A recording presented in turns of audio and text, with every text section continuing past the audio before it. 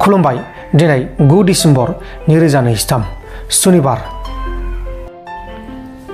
दरं जिल्लानि सिङाव थानाय मंगलदैयाव गंसे ट्राकजों आरो गुबुन गंसे बाइकजों हरखाब सौदावनानै जाब्रबथाय जानानै बाइकआव थानाय सासे बिजिरसालिनि बिजिरगिरिया अबथिरायै जिउ गोमादों।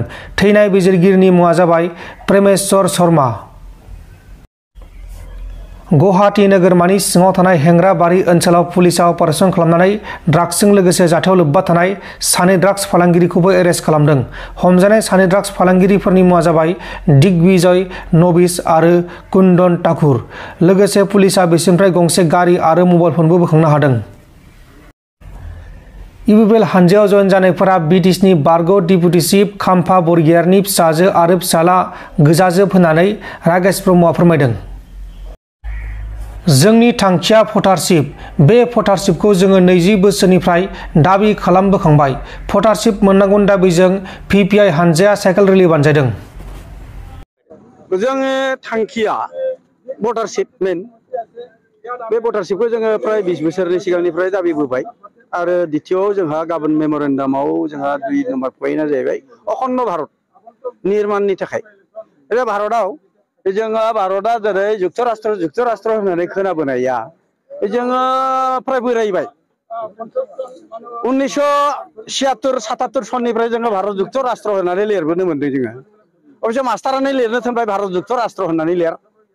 दा थोनबोनाय लेखा लेखा जों भारत जुक्तराष्ट्र होननानै लिरबोनो मोन्दों। दा गोसोआव दङ। खिन्थु भारत जुक्तराष्ट्र बोरै जाखो? दा नों हुमुहुया नट गैया जाबाय। नों हुमुहुया सरकार जानो हायाखै। हुमुहुया बेवहाय आर्मि जानो हायाखै। बेखौ बोरै भारत जुक्तराष्ट्र होननानै बुंनो हायो? दा ओंखायनो जोङो भारत जुक्तराष्ट्र बे अखण्ड भारत निर्माण बेखौबो जोङो गाबोन मेम'रेन्डाम हिसाबै होफानाय जागोन। जोंनाव मुलथे जोंनाव भटारशिपआ जाथारनांगौ। बे भटारशिपनि दाबिया दिनै 300निबो बारा एमएलए एमपि मोजां भारतनि नेताफ्रा बेहाय स्वीकृति होनायनि उनावबाबो एप्रुभेल होनायनि उनावबाबो दिनै 2011 सननिफ्राय जेबादि अबस्थायाव दङ दिनै भारतनि जे रायजो सभा बे रायजो सभाया दिनै स्वीकृति होनांगौमोन बेखौ होआखै।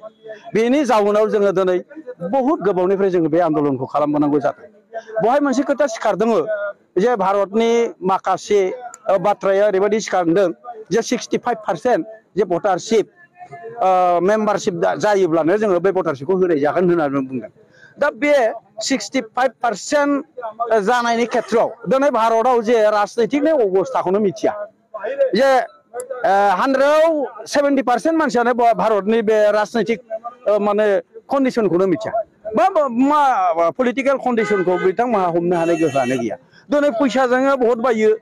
फैसाजों भट बायनानै नकल लिडार जायो। बेफोरखौ बिथांमोनहा दिनै जिन्दाबाद होननानै बुङो आरोखि। दा खिन्थु भटार पार्टि इन्टारनेसनेलनि जेसेबां कर्मि-कर्ता दङ बे बिथांमोनहा मिथिगौ पारफेक्ट जुदि पलिटिकेल जुदि खालामनांगौब्ला भारतआव बे भटार पार्टि इन्टारनेसनेल नङाबा गैया। आरो पारफेक्ट जानोब्ला रां नङाबाबो हाखाया। माने भटारशिप साफ्रोमबो मानसिनो भटारशिपखौ होथारनांगौ आरो बे जाथावना होननानै गयाल कमिटिया बेवहाय रिपर्टखौ होखाथारदों 2011 सनावनो। गयाल कमिटि माने गयाल होननाय सासे एक्सपार्ट इक'नमिकेल एक्सपार्ट आरो जोंहा डक्टर भारत झुनझुनवाला बिथाङाबो सासे इक'नमिस्ट सासे माबा आरोखि साइन्टिस्ट। बिथाङाबो होनखादों जे भटारशिपआ जागोन जानांगौ आरो बे मोनथाय। बेसेबां रां डिमान्ड खालामो? जोङो दा GDP हिसाबैसो बे डिमान्डआ फैयो। प्रथमाव जोङो 5,985 थाखामोन। बेनि उनाव जादों GDP अनुजायै बांबोबाय थायो। दा बेनि उनाव जाहैबाय 6,000।